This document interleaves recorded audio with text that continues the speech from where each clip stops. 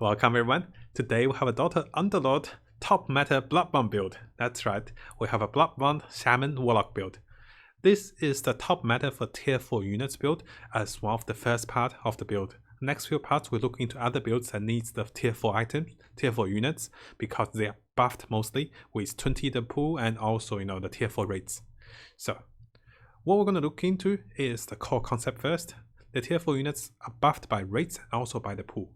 This means certain builds that comes online much faster because they need the tier 4 units. Here we want the Arc Warden, other builds might want a Doom, maybe a Conquer, maybe a Tide Hunter. So before HP gets low, this allows us to be impactful in the mid game, and also the tier 4 units do cast these spells much stronger at tier 2. This means Disruptor can survive and cast a longer storm, Tide can do AoE that's wider, so it's interesting and it's very strong to keep that in mind. We'll start with looking at the Optimum build for the Bloodbound and Warlocks.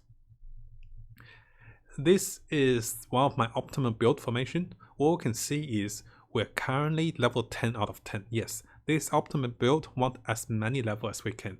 Want to be level 10, later level 11 or +1 with expand roster if we can.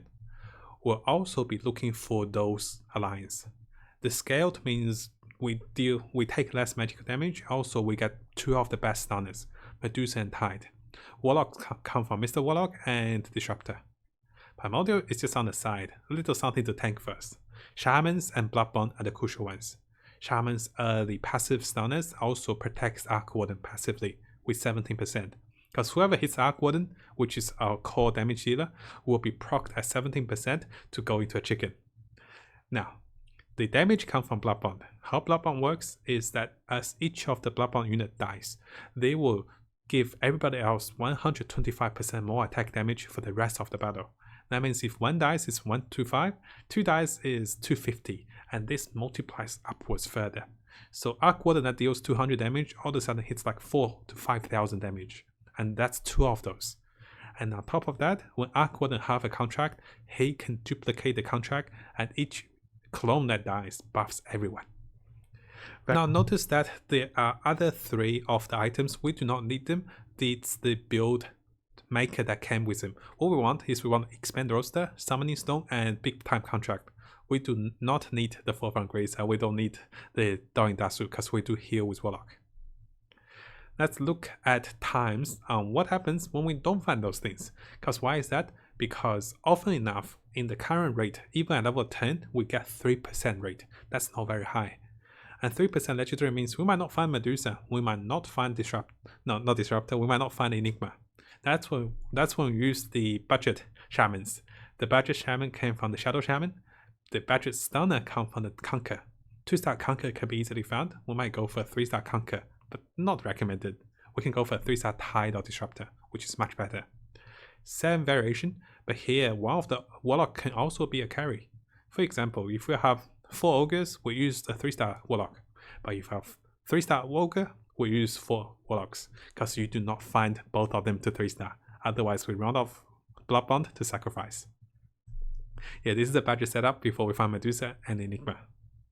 So let's walk through with this build. This build, we start with looking for Bloodbound, we look for Trolls, we look for Warlocks, Shamans, and Scale. This is throughout the game. So sometimes we can pick up the Trolls as we have the Witch Doctor and Shadow Shaman. This build will require at least 1 big time contract. This is confirmed. You cannot win with this build without any contract. So if we find it before round 10, saying 1, 2, and 3, that is great, because it enables us to fully focus onto the build. We can search on round 10 by winning, and search further by forcefully losing with better rates, which we'll cover up. Usually with this build, I can keep my Ogres and Warlock until round 10. If I don't find any, I plan for a transition. Maybe into Warlock Mages, maybe into something else. Maybe into Primordials. We want to collect all the Ogre Major, Mr. Warlock. With enough of them found, we can sacrifice a few and buff the rest of the 2-stars. And they do massive damage, they also become giants. We'll be breaking the early game, mid game, and late game, and I will use the variations as demonstration. In the early game, keep in mind our focus is gold. We want economy. We'll exchange the valuable resource of HP into gold. So on top of that, The units we want to find are tier 1 units, and we get highest rate of finding those at level 4. So we want to stay on level 4 unless there's a win streak. It's rare we get a win streak, but we do want to stay on level 4 as long as we can. If we force a losing streak, that means we put less units on the board. That means we can get a free roll at level 4. We also build a losing streak with the gold. That means 2 gold plus as we build up the losing streak, also 2 gold from the free rolls. It is hard to force a win streak as other players might find a top pickup like 2-star Beastmaster, 2-star Tiny, but forcing a losing streak, you can control that. So we keep things in our control. Less RNG in that. In the early game, you can think of Witch Doctor and Shadow Shaman for the Warlock and Trolls, or maybe Venomancer and Tusk for the Warlocks and Savages, which also benefits from the buff from the Ogres. Now, usually we'll be level 5 once we get into the mid game. No need to rush with the gold. We go to level 50. We go to 50 gold, then we level up with the spare gold over 50. That's what we cover on the mid game. We reach 50 gold on round 11 to 13 usually. The surplus gold can be used to level up. Now the core units are found at tier 4 and tier 5, so we want to start rolling at level 7, 8 and 9. But at level 8 minimum is because the highest rate for Arc Warden, Disruptor, Tide Hunter, but also if we roll level 9, it's even better. For the early game, as we search for the tier 4 and 5, our timings are around 17, 21, 25 for level 8, 9 and 10. Now, because the legendary has been reduced on rates, we really want Enigma and Loser and also high rates for the tier 4.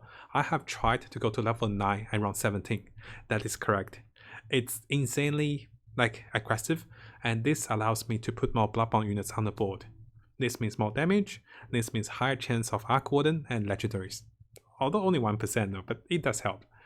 Now the downside is we do lose economy. So if you have enough HP, you don't have to rush level 9 around 17. But without enough HP, I do rush to level 9.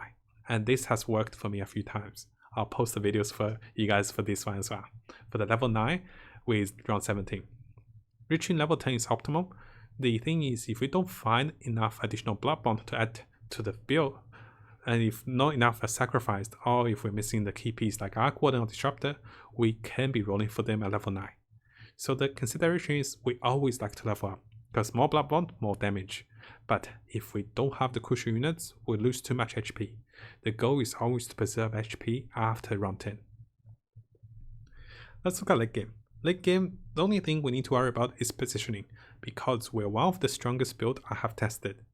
We have enough stuns, disables, and enough damage. The key is to find units 2-star, and constantly we double check for the things that can counter us. Our frontline units are Disruptor, Tide Hunter, maybe Medusa. We'll be countered by Cypher of Ice, Anti-Mage, or enemy Tide Hunter. 1-star or 2-star Tide Hunter, we should avoid that if we can. The key units, which I'll refer back again on the build as we go through the game. Witch Doctor is very nice, Shadow Shaman is good in the early game, but if we're short on gold, we can still sell them for additional economy as we build to the 50 gold. Ideally, I do like a 2-star Witch Doctor that carries us from the mid game, carries us from the early game to the mid game.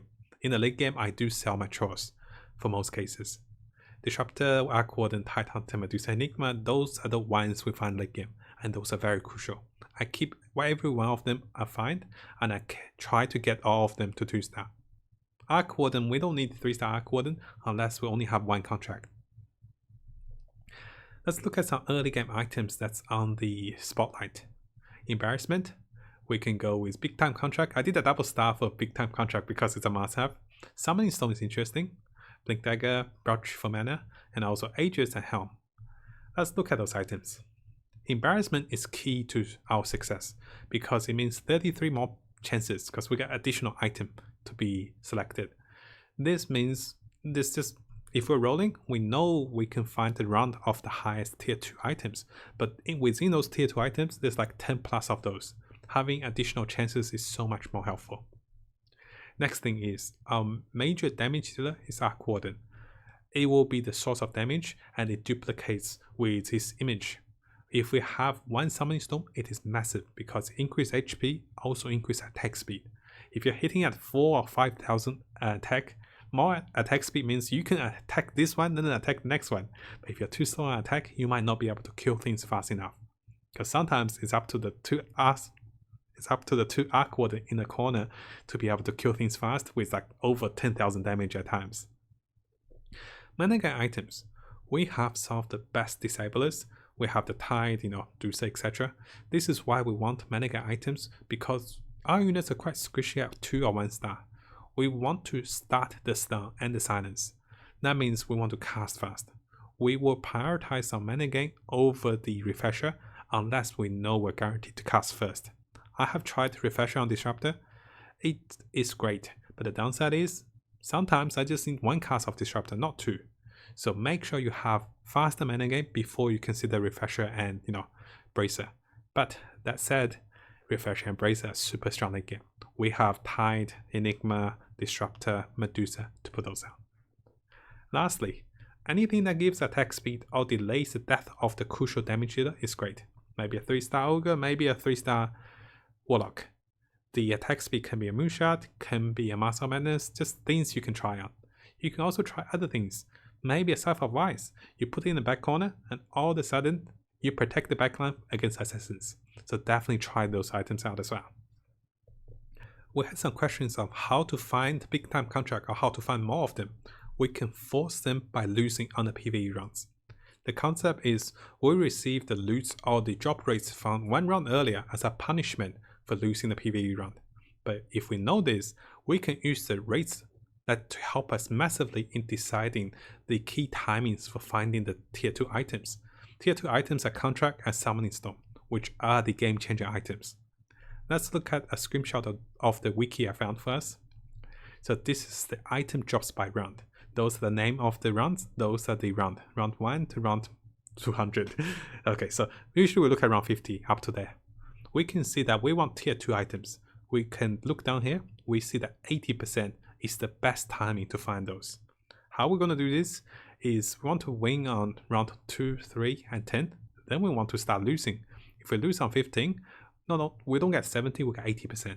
If we lose on 20, we don't get 30, we get 70%. If we lose on 25, we don't get nothing, we get 30%. So notice we step 1 back for tier 2. Of course we lose a bit of the tier 3 grade, but it's okay. What we want is Summoning Stone and also Big Time Contract. If you're given a chance of multiple Summoning Stone and Contract, I would recommend going for Contract in most cases, because that is the source of damage. But if you already have like 3 or 4 Contract, maybe get a Summoning Stone, it does help the damage. But before the 3 Contract, I'll always go Contract. This is found on the source of Underlord wiki, very helpful. There's mana, there's damage sources, everything there, so definitely check it out. We're going to look into some variations for the early game, mid game as we adjust the build. We want to keep reminding ourselves that at different stage of the build, there's a different priority. In the early game, losing streak is great because saving is a priority. So in the early game, likely we'll have 4 to 5 units. We want to adjust units as we can. We want to make sure which order they die. Not the biggest matter if we win or lose here. The key is to make sure we force a losing streak. So if we're about to lose and I see there's people with only 1-star units, I'm going to take a few units down. It's better to get a losing streak and lose a little HP than to get a win and not get enough gold. Because our build needs to accelerate. We have to get levels much faster than most players, because if they're ready, they kill us before we're ready. So we can remove a few units, but here as some standard ones, we can go with Bloodbound, Warlock and Trolls. We can go with Bloodbound Demon Hunters of course, with a Contract on Terrorblade and Anti-Mage. Or just one of them. We can also go with Bloodbound, Warlock, Troll and Knights. We can use the Batrider and the Witch Doctor. Maybe Luna can get the bounces, she can be a carry. So those variations are not to show us how to lose, but rather to show us what happens when you start to win and you want to build a win streak. Notice I haven't shot many of the level 6 variation because I don't recommend going to level 6 too early. I want to stay on level 4 and 5 to find mostly of the Ogre and Warlock. With the change of rates, it's harder to find them at level 9, level 10. Sometimes you can't find them, and sometimes it keeps coming to try to bait you into 3-star. So because of that, we collect as many of them as we can in the early game. We now look into the mid game. We'll be searching for key pieces. Those are Arc Warden and Disruptor. 1-star Arc Warden and 2-star Disruptor will be ideal. Of course, 2-star Arc Warden is good, but with 1 Arc Warden, we can give 1 contract. With 2 Arc Warden, 1-star, we can give 2 contract on each and place them on the side. The idea is they can catch one side. If they kill the one side, the other side kills everyone. Because the more that you kill the Clone and Arc Warden, the more damage the other side guy gets. Also, the spells cannot catch both of the Arc Wardens. Mid-game, in terms of positioning, we do want the Bloodbounds to die fast. We want to keep a few that want to keep in the backline to gain damage, but the ones in the front can die faster. While we're transitioning, we can consider the 2 and 4 Warlocks. Here we have the 4 Warlocks. Keep in mind, you do not need to force 4 Warlocks, 2 is enough. Because we do damage from massive, like thousands of damage and stuns, not from the lifesteal. The Shadow Fiend's okay, maybe something else. So maybe Alchemist, maybe Disruptor. Next one we have the Shaman Warlock Bloodbound. For this one, we cannot find our tier 4 and tier 5 units. We did find Arc Warden, we did find the Shadow Shaman. So with that, we can add the Disruptor, we find our Shamans. Shamans are great for 2 reasons. Most enemies do put their stunners in the front or ready to be attacked. If they hit Shadow Shaman, Disruptor or Arc Warden, mostly those 2, they have a 70% chance of going to a chicken. I've seen an Anti-Mage, an Axe, and Disruptor, maybe an Enigma, just hit my front line and then it jumps away with a chicken. And that was pretty big because they were supposed to cast spells. And because of that, this is both aggressively because we turn their stunners into chicken, also defensively. Arc Warden is our damage dealer. As he summons clones, sometimes enemy hits a clone or hits him, they go into a chicken, he gets the time to kill them. So this build uses Shaman very nicely. Of course, the positioning with Ogres. Why are they in the backline? For 2 reasons. At the start, assassins might jump us. If they jump us, Ogres will be the first line of tank. If Ogre die, Arc Warden gets angry. And on top of that, this kind of forces Arc Warden to summon in front of him. If he was here, he summoned in front of him here, the clone might not die so fast. If he's here and he summons over here, there's a high chance of clone dying. Of course, we do change as the game goes later. I had a 3-star Ogre with Battle Fury in one of the games, and in the later stage, I had to use the Ogre as a tank instead of here to block Arc Warden. So we do change in the late game. And yes, we did remind us again, we do want 1 contract for this build to be effective. We can wait until round 15 at times before we sell the Bloodbounds if no contract arrives. This is simply because Bloodbound do not fare that well into the late game unless you find really early 3-star.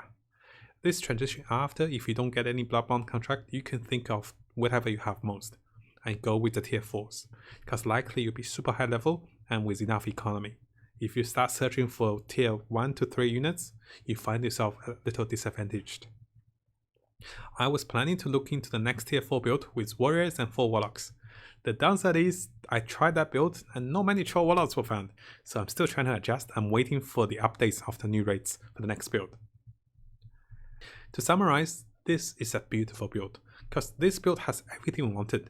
Defensively, you turn things into chicken, you farm them with chickens. Offensively, you kill the brownies and HP carriers with Enigma, with massive damage Arc Warden. And in terms of utility, you have controls, silence, stoning, and also Ogre to smack, because Ogre also buffs. Now if Ogre buffs anyone at the start, it's very good. That's why I always say Ogre and Mr. Warlock are interchangeable. Because we have contract, we don't even need too many Warlocks. We just need 1 Warlock to work with the Disruptor, and we use everything else. The ideal scenario is to have 4 Ogres and 1 3-star Mr. Warlock, and give him Muscle Menace, because his spells is not good. So let me know what you guys think after trying this build, because I definitely recommend trying it after finding big time contract. I actually have most of my success on the ranked games by playing this build, because I know the meta and I know the timing. Most players are not prepared and they cannot counter or stop us. So if you like this build guys, definitely subscribe on my YouTube channel for more builds and more guides. Turn the notification on to help with the search engine and to help the channel grow as well. I'll also be notified of new builds and more games. Also, please follow and subscribe to support me on Twitch as well. If you can, that'd be great. Thank you everyone for your support so far. Really appreciate everything. So,